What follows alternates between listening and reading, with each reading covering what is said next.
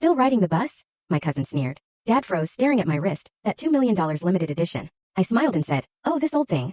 You know that feeling when you walk into a room, and everyone's looking at you, not with admiration but with pity or worse, outright judgment? I used to feel that every year at my family's annual dinner. But one night, a single glance from my dad, a simple flick of my wrist changed everything. Silenced them all. I'm Audrey, I'm 28, and here's the thing.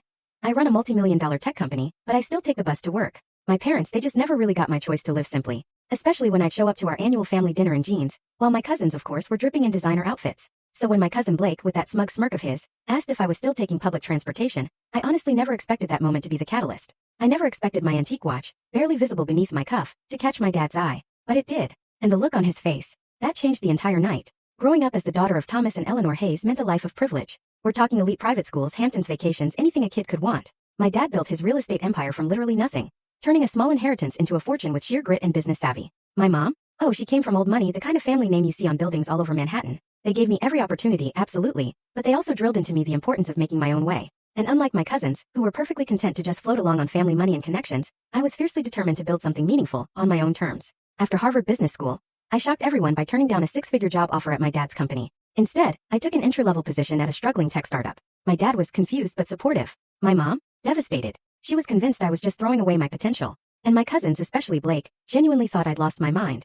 Audrey, you could be driving a Porsche by next year if you worked for Uncle Thomas, Blake scoffed when I told him. Instead, you'll be making coffee for some nerds who'll probably go bankrupt in 6 months. I just smiled. There are more important things in life than driving a Porsche, Blake, I told him. He just stared at me like I'd spoken an alien language. But the startup?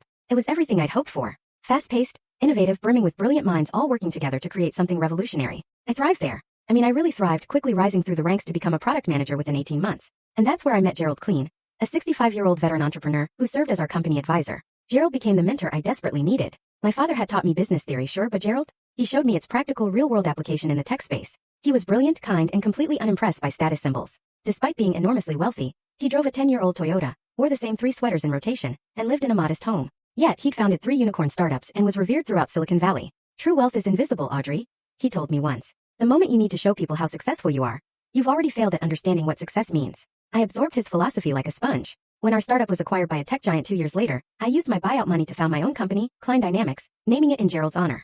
He was genuinely touched by the gesture and became my first investor and board member. Those first 2 years, they were brutal. Full story on the channel. Link below. Click now and watch what happened next.